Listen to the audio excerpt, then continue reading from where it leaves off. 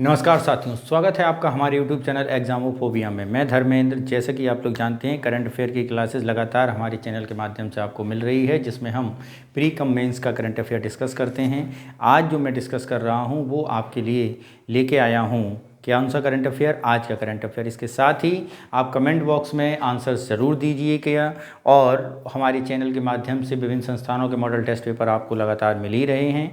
चलिए स्टार्ट करते हैं आज का करंट अफेयर।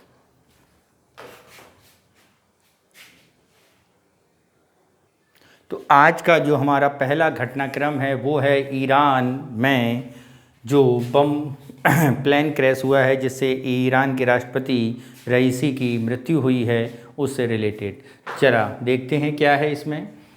ईरान में जो एक दुर्घटना हुई है जिसके अंतर्गत वहाँ पर ईरान के प्रेसिडेंट की मृत्यु हो गई है, क्या है उसे समझते हैं। हेलीकॉप्टर दुर्घटना में ईरानी राष्ट्रपति इब्राहिम राइसी की मौत ऐसे समय हुई जब क्षेत्र में शांति और स्थिरता में तेहरान की भूमिका पर जोर दिया जा रहा है। क्या हुआ है, हाल के महीनों में ईरान पर ध्यान 7 अक्टूबर के बाद हुई उन घटनाओं के कारण रहा जब हमास ने अपनी धरती पर इजरायलियों पर क्रूरतापूर्वक हमला किया था और गाजा पर इजरायल की प्रतिक्रिया बेहद असंगत माना गया। भारत, जो ईरान को अपनी विस्तारित पड़ोस का हिस्सा मानता है, इस क्षेत्र में ईरान की गतिशीलता से काफ़ी सावधानी से देख रहा है। ज़रा देखिए पहले इजराइल ईरान की स्थिति क्या ऐसी है। तो आप देखते होंगे जो ईरान है, आप ज़रा उसे देखिए। तो ईरान का एक बंदरगाह भारत वैसे भी बना ही रहा है, ठीक है। तो यहाँ पर ईरान के बारे में आपको देखने को मिलेगा।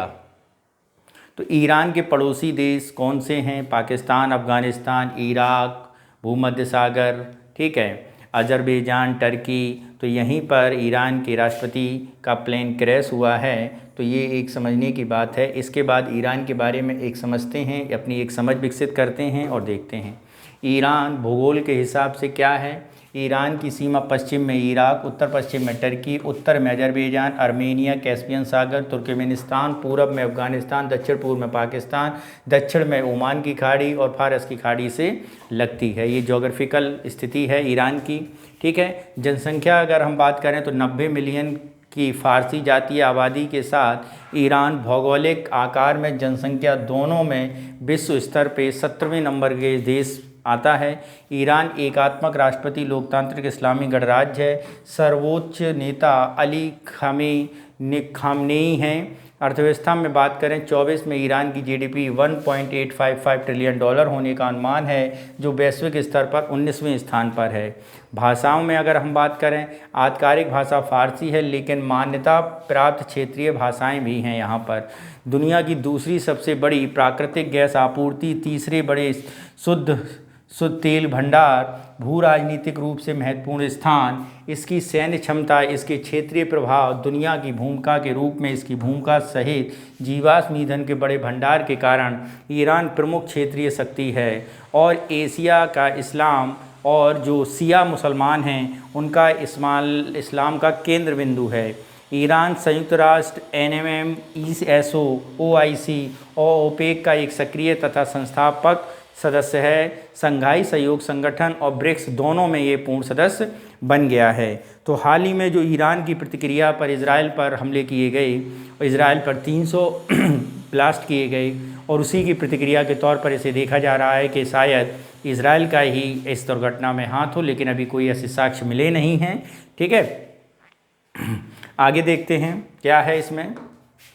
अगला जो हमारी न्यूज़ है वो है भारतीय चिकित्सा अनुसंधान परिषद यानी ICMR। क्या है इसमें, क्या वर्तमान घटना है। आयुर्वेद अनुसंधान ने खुद WHO के शोधकर्ताओं से गलत तरीके से कोविड-19 वैक्सीन कोवैक्सीन के दुष्प्रभावों पर एक अवलोकन अध्ययन के साथ जोड़ने से अलग कर लिया है। क्या है, बायोमेडिकल अनुसंधान के निर्माण, समन्वय, प्रचार के लिए भारत के शीर्ष निकाय अनुसंधान परिषद दुनिया में सबसे पुराने और सबसे बड़े चिकित्सा अनुसंधानों में से एक निकाय है। अब वर्तमान घटनाचक्र जो कोविड-19 पर कोविशील्ड के बारे में बताया गया है उससे रिलेटेड ये न्यूज़ है, ज़रा इसे ध्यान से पढ़ते हैं। क्या है, 1911 में भारत सरकार में चिकित्सा अनुसंधान प्रायोजित समन्वित करने के लिए विशिष्ट उद्देश्य से भारतीय अनुसंधान कोष संघ की स्थापना की गई। आज़ादी के बाद IRFA संगठन गतिविधियों में कई महत्वपूर्ण बदलाव किए गए। 1949 में कार्यों के काफ़ी विस्तारित दायरे के साथ भारतीय चिकित्सा अनुसंधान परिषद पुनः नामित किया गया। ठीक है, क्या क्या शासनादेश हैं? बायोमेडिकल अनुसंधान निर्माण समन्वय प्रचार के लिए भारत का शीर्ष निकाय है। समाज के लाभ के लिए चिकित्सा अनुसंधान का संचालन, समन्वय और कार्यान्वयन पर कार्य करना है। चिकित्सा नवाचारों को उत्पादों, प्रक्रियाओं, अनुवाद करना और उन्हें सार्वजनिक स्वास्थ्य प्रणाली में पेश करने के तौर पर इसे जाना जाता है। अतिरिक्त जानकारी के बारे में यदि हम बात करें तो क्या है अतिरिक्त जानकारी, उसके बारे में देखते हैं। ICMR को भारत सरकार द्वारा अनुसंधान विभाग, स्वास्थ्य परिवार कल्याण मंत्रालय के माध्यम से वित्त दिया जाता है। 2007 में क्लिनिकल ट्रायल रजिस्ट्री इंडिया की स्थापना की गई, जो क्लिनिकल परीक्षणों को भारतीय राष्ट्रीय रजिस्ट्री किया गया। IMRC ने 26 राष्ट्रीय संसाधक उत्पाद स्थान, तपेदिक, कुष्ठ रोग, हैजा, डायरिया संबंधी बीमारियां, एड्स, मलेरिया, कालाजार, वेक्टर नियंत्रण, पोषण, भोजन, दवा, विष विज्ञान और प्रजनन, इम्यूनो हेमेटोलॉजी, ऑन्कोलॉजी सहित वायरल बीमारियों जैसी विशिष्ट स्वास्थ्य सेवाएं शोध करते हैं। चिकित्सा के आंकड़े दिए हैं। ठीक है, इसके 6 क्षेत्रीय अनुसंधान केंद्र क्षेत्रीय स्वास्थ्य समस्याओं समाधान करते हुए इसका उद्देश्य देश के विभिन्न भौगोलिक क्षेत्रों में अनुसंधान क्षमताओं को मजबूत करना या उसे उत्पन्न करना भी बताया गया है। आगे क्या है, परिषद की शासी निकाय अध्यक्षता में केंद्रीय स्वास्थ्य मंत्री करते हैं। इस वैज्ञानिक और तकनीकी मामलों में एक वैज्ञानिक सलाहकार बोर्ड प्रदान करता है जो विभिन्न बायोमेडिकल विषयों पर प्रख्यात विशेषज्ञों में शामिल होते हैं। बोर्ड बदले में वैज्ञानिक सलाहकार समूहों में वैज्ञानिक सलाहकार समितियों, विशेषज्ञ समूहों, कार्यबलों संचालन करता है और एक श्रृंखला प्राप्त करता है। तो यहाँ पर अगर हम बात करें तो जो कोविशील्ड के बारे में जो BHU के अनुसंधान में खबर आई है उससे रिलेटेड ये CMRC ने अपने आप को अलग किया है और जब इससे वर्तमान घटना चक्र हुआ तो इसे हमें समझने की ज़रूरत पड़ी। तो इसके बारे में हमें अपना बेसिक नॉलेज बढ़ाना होगा। कब इसकी स्थापना हुई, क्या क्या इसके वित्त पोषण के संस्थान हैं, कहाँ से इसे फाइनेंस प्राप्त होता है। अगला है हमारा MSME। अच्छा, इसके बारे में समझते हैं, इकोनॉमी से रिलेटेड है। क्या है MSME? सरकार ने MSME को 45 दिवसीय भुगतान नियम में ढील देने के विकल्पों पर विचार कर रही है। 1 अप्रैल 23 से लागू हो गया है क्योंकि नियम अपनी गंभीरता और स्पष्टता की कमी के कारण व्यावसायिक प्रथाओं को बाधित कर रहे थे। वित्तीय अधिनियम 23 के माध्यम से पेश किए गए आयकर अधिनियम 45BH के अनुसार यदि कोई बड़ी कंपनी MSME में समय पर भुगतान नहीं करती लिखित समझौतों में 45 दिनों के भीतर, तो वह उस खर्च को अपनी कर योग्य आय से नहीं काट सकती, जिससे संभावित रूप से अधिक कर लग सकते हैं। MSME को डर है कि इस प्रावधान के कारण बड़े खरीदार MSME आपूर्तिकर्ता के प्रति उदासीन हो जाएंगे और या उसमें MSME से खरीदारी शुरू करने से उद्यम के साथ पंजीकृत नहीं होंगे या गैर MSME से होंगे। MSME के बारे में आगे अगर हम डिस्कस करते हैं तो क्या है उसको ज़रा डिस्कस कर लें। MSME लघु सूक्ष्म मध्यम उद्योगों में MSME संक्षिप्त नाम से बेहतर जाना जाता है। ठीक है, विभिन्न क्षेत्रों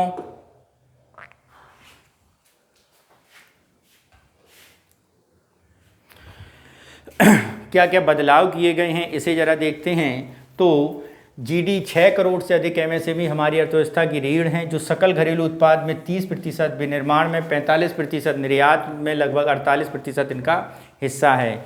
11 करोड़ से अधिक लोगों ने MSME में रोजगार मिलता है। इससे आर्थिक विकास का एक आवश्यक चालक बनाता है। 1 जुलाई 2020 को MSME की परिभाषा को बाजार की स्थितियों और व्यापार करने में आसानी के अनुरूप संशोधित किया गया। नए मानदंड निवेश राशि टर्नओवर पर आधारित है। माइक्रो 1 करोड़ तक निवेश, 5 करोड़ तक टर्नओवर, लघु में 10 करोड़ तक निवेश, 50 करोड़ तक टर्नओवर, मध्यम में 50 करोड़ तक निवेश, 250 करोड़ तक टर्नओवर MSME के अंतर्गत आता है। महत्वपूर्ण बात यह है कि निर्यात टर्नओवर को टर्नओवर की गणना से बाहर रखा गया है, जिससे MSME का लाभ खोए बिना अंतर्राष्ट्रीय बाजारों को पता लगाने में प्रोत्साहित किया जा सकता है। आगे क्या है, MSME से जुड़े क्या क्या मुद्दे हैं उसको अगर हम देखें तो मित्रों, कुशल श्रमिकों की कमी है एमएसएमई में। कुशल श्रमिकों को खोजने के लिए संघर्ष करना पड़ता है, जिसके लिए अपने व्यवसाय को बढ़ाना और विस्तारित करना मुश्किल हो गया है। लाल फीताशाही एमएसएमई नियमों में नौकरशाही प्रक्रिया में जटिल जाल गुजरना पड़ता है, समय लेने वाला, महंगा हो सकता है। बड़ी कंपनियों में प्रतिस्पर्धा। भारत में एमएसएमई को अक्सर बड़ी अधिक स्थापित कंपनियों के साथ प्रतिस्पर्धा करनी पड़ती है, जिसके लिए बाजार में सफल होना मुश्किल हो सकता है। वित्त तक पहुंच। एमएसएमई अक्सर संपार्श्विक और क्रेडिट इतिहास या औपचारिक वित्तीय संस्थानों तक पहुंच में कमी के कारण पूंजी तक पहुंचने में संघर्ष करते हैं। बुनियादी ढांचे में कमी। एमएसएमई के पास अक्सर बिजली और परिवहन जैसी बुनियादी ढांचे तक पहुंच में कमी होती है, जिससे उनके लिए अपना व्यवसाय संचालित करना मुश्किल हो सकता है। तकनीकी जानकारी का अभाव। एमएसएमई में अक्सर अपने परिचालन को आधुनिक बनाने और बाजार में प्रतिस्पर्धी बनाए रहने के लिए तकनीकी और विशेषज्ञता का अभाव होता है। आपूर्ति श्रृंखला, लॉजिस्टिक्स के मुद्दे। एमएसएमई में आपूर्ति श्रृंखला और लॉजिस्टिक्स के मुद्दे का सामना करना पड़ता है, जिससे उनके लिए उत्पादों और समय पर लागत प्रभावी तरीके से लाना मुश्किल है। तीसरा, औपचारिकता का अभाव। भारत में कोई एमएसएमई पंजीकृत है या अनौपचारिक रूप से काम करते हैं, उनके लिए सरकारी सहायता और लाभ प्राप्त करना मुश्किल हो सकता है। विपणन और नेटवर्किंग के कम अवसरों में कमी। भारत में एमएसएमई पर अक्सर अपने उत्पादों और सेवाओं के प्रभावी ढंग से विपणन करने और संसाधनों के नेटवर्क में कमी होती है, जिससे ग्राहकों को पहुंचना और उनके व्यवसाय में बढ़ाना मुश्किल हो जाता है। तो ये एमएसएमई में कुछ चुनौतियां हैं, उन चुनौतियों को कवर करते हुए बनाई गई हैं। अगला जो हमारा है वो हमारा टॉपिक है जीसीपी यानी ग्रीन क्रेडिट कार्यक्रम प्रोग्राम। क्या है इसमें? ग्रीन क्रेडिट प्रोग्राम के तहत 12 हरियाली परियोजनाओं को मंजूरी दी है, जो पिछले साल विभिन्न क्षेत्रों में स्वैच्छिक पर्यावरणीय प्रोत्साहित करने और डिजाइन करने के लिए बाजार आधारित रूप से अधिसूचित किया गया है। विकास को अवगत अधिकारियों ने क्या कहा है? 13 अक्टूबर 2023 को अधिसूचित जीपीएस पीएसयू निजी उद्योगों, गैर लाभकारी संस्थाओं, व्यक्तियों और वनीकरण, जल संरक्षण, अपशिष्ट पर्यावरणीय सकारात्मक स्वैच्छिक भागीदारी चाहता है। जीपीएस के बारे में, जीसीपी के बारे में अगर हम देखें तो क्या है जीसीपी, उसे देखते हैं। ग्रीन क्रेडिट कार्यक्रम के एक अभिनव बाजार आधारित तंत्र है, जिसे विभिन्न क्षेत्रों में स्वैच्छिक पर्यावरणीय कार्यों में प्रोत्साहित करने के लिए डिजाइन किया गया है। उद्देश्य इस कार्यक्रम में आधिकारिक तौर पर 2023 में अनावरण किया गया मिशन लाइफ की उत्पत्ति है, एक सिद्धांत जिसे प्रधानमंत्री द्वारा अक्सर व्यक्त किया जाता है, जिससे लक्ष्य स्थिरता पर जोर देना, अपशिष्ट को कम करना, प्राकृतिक पर्यावरण में सुधार करना। जीसीपी कार्यक्रम पर्यावरण संरक्षण के लिए स्वैच्छिक कार्यों को प्रोत्साहित करने के लिए खुद को एक अभिनव बाजार आधारित तंत्र के रूप में प्रस्तुत करता है। इसके तहत व्यक्तियों और संगठनों और कंपनियों, सार्वजनिक और निजी को वनीकरण, जल संरक्षण, वायु प्रदूषण को रोकने, अपशिष्ट प्रबंधन, मैंग्रोव संरक्षण जैसे क्षेत्रों में निवेश करने के लिए प्रोत्साहित किया जाएगा और बदले में हरित क्रेडिट प्राप्त करने के लिए पात्र होंगे। यह कंपनियां, व्यक्तियों और स्थानीय निकायों द्वारा स्थायी कार्यों को प्रोत्साहित करके घरेलू कार्बन बाजार को पूरक बनाता है। मंत्रालय एक स्वायत्त निकाय है। भारतीय वानिकी अनुसंधान शिक्षा परिषद कार्यक्रम को प्रशासन को प्रभावी यह कार्यक्रम कार्यान्वयन, प्रबंधन और निगरानी के संचालन की जिम्मेदारी भी देता है। ठीक है, क्या काम करता है जरा इसको देखते, कैसे काम करता है इसे जरा डिस्कस कर लेते हैं। यह काम व्यक्ति, उद्यमों, एफएओ, एपीओ, स्थानीय निकायों, यूएलबी, निजी क्षेत्रों, विभिन्न हितधारक ग्रीन क्रेडिट अर्जित कर सकते हैं। पर्यावरण के अनुकूल कार्य जैसे पेड़ लगाना, जल संरक्षण, अपशिष्ट प्रबंधन, वायु प्रदूषण को कम करना हरित क्रेडिट के योग्य हैं। ये क्रेडिट व्यापार योग्य हैं। प्रतिभागी इन्हें प्रभावित घरेलू बाजार में मंच पर बेच सकते हैं। उदाहरण के तौर पर अगर हम बात करें तो फरवरी में मंत्रालय ने इनमें से पहली वनीकरण को नियंत्रित करने वाले नियम निर्धारित किए। मोटे तौर पर कंपनियां, संगठन और व्यक्ति खराब वनों, बंजर भूमि, विशिष्ट इलाकों में वनीकरण परियोजनाओं में भुगतान करने की पेशकश कर सकते हैं। इसमें कहा गया है कि वास्तविक वृक्षारोपण राज्य वन विभागों द्वारा किया जाएगा। रोपण 2 साल बाद ICFRI द्वारा मूल्यांकन के बाद पेड़ एक हरित क्रेडिट के लायक हो सकता है। तो ग्रीन क्रेडिट प्रोग्राम के अंतर्गत आप मोटे मोटे ऐसे समझ सकते हैं कि शहरों का वनीकरण करना, पेड़ पौधे लगाना और ऐसी स्कीमों पर काम करना जिससे कम से कम इन्वायरमेंट को नुकसान हो, ऊपर से इन्वायरमेंट को फ़ायदा अधिक से अधिक हो। तो ऐसी स्कीमों को ग्रीन क्रेडिट स्कीम के तौर पर देखा गया है। नेक्स्ट हमारा क्या है उसको ज़रा डिस्कस करते हैं। तो वो है भारत मध्य पूर्व यूरोप आर्थिक गलियारा, यानी मिडिल ईस्ट यूरोप क्या है आर्थिक गलियारे के तौर पर क्या क्या स्कीम्स हैं, इसको ज़रा समझते हैं और देखते हैं। भारत के पहले अंतर मंत्रालय प्रतिनिधिमंडल यूरोप आर्थिक गलियारे को सशक्तिकरण संचालन के लिए सहयोग से संबंधित देशों के बीच अंतर सरकारी फ्रेमवर्क 15 से 17 मई तक बैठकें की। यह यात्रा जो समझौते पर हस्ताक्षर करने 3 महीने के भीतर हुई दर्शाती है कि दोनों सरकारें IMEC परियोजना में कितना महत्व देती हैं। भारत मध्य पूर्व आर्थिक गलियारे के बारे में यदि हम देखें तो क्या है, जरा पहले इसके बारे में देख लेते हैं। तो भारत मध्य पूर्व आर्थिक गलियारे की घोषणा 2023 में भारत और अमेरिका, संयुक्त अरब अमीरात, सऊदी अरब, इटली, फ्रांस, जर्मनी नेताओं के बीच दिल्ली में G20 शिखर सम्मेलन के मौके पर यूरोपीय आयोग में हुई। IMEC 2 अलग अलग गलियारे होंगे। पूर्वी गलियारा भारत की खाड़ी से जुड़ेगा और उत्तरी गलियारा खाड़ी को यूरोप से जोड़ेगा। गलियारा मौजूदा समुद्र मार्गों के पूरक के लिए एक विश्वसनीय और लागत प्रभावी सीमा पार जहाज से रेल पारगमन नेटवर्क प्रदान करेगा। इसका इरादा दक्षता बढ़ाने, लागत कम करने, क्षेत्रीय आपूर्ति श्रृंखलाओं को सुरक्षित करने, व्यापार पहुंच बढ़ाने, आर्थिक सहयोग बढ़ाने और नौकरियां पैदा करने और ग्रीन हाउस गैस उत्सर्जन को कम करने का है। इसके परिणाम स्वरूप एशिया, यूरोप और मध्य पूर्व पश्चिम एशिया में प्रवर्तनकारी एकीकरण होगा। ठीक है, आगे क्या है। हौती विद्रोहियों द्वारा लाल सागर में हौती यानी हेती विद्रोही है। क्या है? हेती विद्रोही। ठीक है, साथ साथ इजराइल हमास युद्ध में IMEC भविष्य में चिंता जताता है। 2023 में तुर्की के राष्ट्रपति रेसेप ताइप एर्दोगन ने तुर्की को दरकिनार करते हुए परियोजनाओं की आलोचना की और एक वैकल्पिक मार्ग इराक डेवलपमेंट रोड प्रोजेक्ट की कसम खाई, और जिसमें बंदरगाह के माध्यम से रेलवे राजमार्ग के माध्यम से फारस की खाड़ी को यूरोप से जोड़ने की परिकल्पना की गई है। UAE, कतर और इराक विनिर्माण ग्रैंड फोर्ट भी शामिल है। चीन के one belt one road initiative के जवाब देने पर भी इसे देखा जा रहा है, भारत मध्य पूर्व यानी मिडिल ईस्ट कॉरिडोर को। ठीक है, काफ़ी महत्वपूर्ण कॉरिडोर है।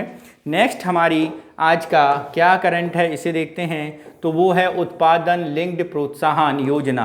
क्या है उत्पादन लिंक्ड प्रोत्साहन योजना, इसको जरा हम लोग डिस्कस करते हैं। ठीक है, और देखते हैं। केंद्र की प्रमुख उत्पादन लिंक्ड प्रोत्साहन यानी PLI योजना के तहत घरेलू निर्माण को बढ़ावा देने के लिए पहचाने गए महत्वपूर्ण क्षेत्रों में निवेश लॉन्च के ठीक 1 साल बाद धीमा हो रहा है। एक अंतर मंत्रालयीय पैनल की समीक्षा रिपोर्ट के अनुसार जो योजना समय समय पर स्टॉक टेकिंग करता है, कपड़ा, सूचना, हार्डवेयर, विशेष इस्पात निवेश वृद्धि काफ़ी धीमी है। वर्ष 2024 में 49,682 करोड़ रुपए निवेश की उम्मीद की रही थी, जिसमें 61.8% और 30,695 करोड़ रुपए से अधिक वित्तीय वर्ष से पहले 9 महीने के दौरान 14 क्षेत्र बनाए गए हैं। उपर्युक्त 3 क्षेत्रों के अलावा चिकित्सा उपकरणों, ऑटोमोबाइल, ऑटो घटक, ACC बैटरी, सफ़ेद वस्तुओं के मामले में प्रगति धीमी रही है। उत्पादन लिंक्ड योजना है क्या, जरा इसे समझते हैं। तो पहली बार इस योजना के बारे में 2020 में पेश किया गया था और विभिन्न क्षेत्रों में विनिर्माण बढ़ाने की बात इसमें की गई थी। क्या विनिर्माण बढ़ाए जाएंगे, यानी सरकार वृद्धिशील बिक्री को प्रोत्साहन देने की बात यहाँ पर करता है। PLI योजना के तहत रुपए के प्रोत्साहन परिव्यय कई नींव बनाई गई, जिसमें उत्पादन क्षमताओं को मजबूत करने और वैश्विक चैंपियन बनाने में मदद करने के लिए 19.97 लाख करोड़ रुपए दिए गए। चूँकि प्रोत्साहन सीधा उत्पादन क्षमता वृद्धिशील टर्नओवर के समानुपाती होते हैं, इसके लिए इसका क्षमता विस्तार पर सीधा प्रभाव पड़ने की उम्मीद है। PLI भारत के घरेलू विनिर्माण को महत्वपूर्ण रूप से पुनर्गठित कर सकता है और सकल घरेलू उत्पाद में इसकी हिस्सेदारी 25% तक बढ़ाई जा सकती है। इससे आधुनिक औद्योगिक बुनियादी ढांचे सुधार करने की भी उम्मीद है, जिसमें समग्र आपूर्ति श्रृंखला पारिस्थितिकी तंत्र का लाभ होता है। PLI योजना कार्यान्वयन योजना अवधि के दौरान 2.5 से 3 लाख करोड़ रुपए का संभावित पूंजीगत व्यय होगा। यह प्रमुख औद्योगिक क्षेत्रों में वार्षिक निवेश 13 से 15% होगा। यह योजना लगभग 55% हरित क्षेत्रों जैसे इलेक्ट्रिक वाहन, फोटोवोल्टिक आदि होने की उम्मीद है। PLI योजना का उद्देश्य अत्यधिक विषम भारतीय आयात निर्यात टोकरी के बीच अंतर पाटन है, जो मुख्य रूप से कच्चे माल और तैयार माल के भारी आयात की विशेषता है। भू राजनीतिक संघर्षों और भोजन, उर्वरक, कच्चे तेल की कीमतों और उनके परिणामी प्रभाव को कम करने में मदद करेगा। आगे अगर हम देखें तो क्या है आगे, पीएलआई योजना से होगा क्या, चौथी और पाँचवीं उत्पाद भारत चौथी जनरेशन और पाँचवीं जनरेशन को उत्पादन तेजी में अपनाया जा सकेगा। ठीक है। दूसरा, पीएलआई की चुनौतियां क्या हैं, इसे ज़रा अगर हम देखें तो चुनौतियों में आप देखेंगे प्रोत्साहन देने का तरीका स्पष्ट बना हुआ है। इन प्रोत्साहन देने पर विचार करने का कोई निर्धारित मानदंड नहीं है। ठीक है। विनिर्माण में प्रभावकारी कच्चे माल, घरेलू बाजार, अप स्ट्रीम डाउन स्ट्रीम निर्माताओं के बीच कई कारकों पर निर्भर करती है। बाद के चरणों में इन पर लाभों में वापस लेने अंततः औद्योगिक क्षमताएं पैदा हो सकती हैं। ठीक है। तीसरा, इस योजना के तहत ऑटोमोबाइल, इलेक्ट्रॉनिक्स, तकनीक, कपड़ा जैसे लाभार्थियों में बड़े पैमाने पर बड़ी कंपनियां शामिल हैं। यह भारतीय औद्योगिक संरचना और वास्तविक विन्यास का प्रतिनिधि नहीं है जो बड़े पैमाने पर एमएसएमई से बना है। एक केंद्रीकृत डेटाबेस की कमी जो उत्पादन और निर्यात की वृद्धि जैसी जानकारी में एकत्र करती है। मूल्यांकन प्रक्रिया को कठिन बना देती है। यह सूचना स्पष्ट पारदर्शिता को प्रभावित करती है, दुर्भावना को जन्म दे सकती है और दोष रेखाओं को और अधिक चौड़ा कर सकती है और नीति संरचनाओं को कमज़ोर करती है। ठीक है। आगे अगर हम देखते हैं क्या है आगे, तो आगे हमारा एमएससी क्वेश्चन है जिसमें हम 3 क्वेश्चनों को डिस्कशन करते हैं और इन 3 क्वेश्चनों को हम लोग देखते हैं। तो पहला क्वेश्चन है ग्रीन क्रेडिट प्रोग्राम, तो इसके आंसर आप जरूर दीजिएगा मित्रों कमेंट बॉक्स में। ठीक है। दूसरा क्वेश्चन देखिए, दूसरा क्वेश्चन है आपका, ये रहा आपके सामने दूसरा क्वेश्चन, इसका भी आंसर मित्रों आप जरूर दीजिएगा। तीसरा क्वेश्चन देखिए, ये है आपका तीसरा क्वेश्चन और तीसरे क्वेश्चन के बाद आपको मिलेंगे अब कल के क्वेश्चंस के आंसर जो कमेंट बॉक्स में आपने ज़रूर दिए थे, तो आप उन आंसरों को ज़रूर टैली करिए। ठीक है। अब हम लोग डिस्कस करते हैं कल के क्वेश्चंस के आंसर्स को। तो कल का जो पहला क्वेश्चन था वो वायदा और विकल्प बाजार से रिलेटेड था, तो ज़रा उसे देखते हैं। वायदा और विकल्प बाजार मूल्य अंतर्निहित परिसंपत्तियों का प्राप्त करते हैं। वायदा अनुबंधों में तुलना में उच्च स्तर का जोखिम होता है। वायदा अनुबंध दोनों पक्षों के अनुबंध से रिलेटेड होते हैं। तो यदि यहाँ पर हम आंसर्स देखेंगे तो ये तीनों विकल्प मित्रों क्या हैं, बिल्कुल सही हैं। कल हम लोगों ने इसको पढ़ा था, तो आंसर क्या हो जाएगा, आंसर सी हमारा यहाँ पर सही हो जाएगा। नेक्स्ट क्वेश्चन देखते हैं, उत्तराखंड की आग से रिलेटेड क्वेश्चन था, इसको ज़रा देखते हैं हम लोग क्या है। इसे व्यावसायिक, तो मित्रों ये आंसर हमने देखा, अभी भी थोड़ा लाइट का प्रॉब्लम है तो आप हम ये करेक्ट जरूर बनाइए। अपने सुझाव, अपने कमेंट्स कमेंट बॉक्स और सारी पीडीएफ आपको हमारे चैनल में मिल जाएंगे। हमारे फेसबुक पेज, हमारे इंस्टाग्राम पेज को फॉलो करिए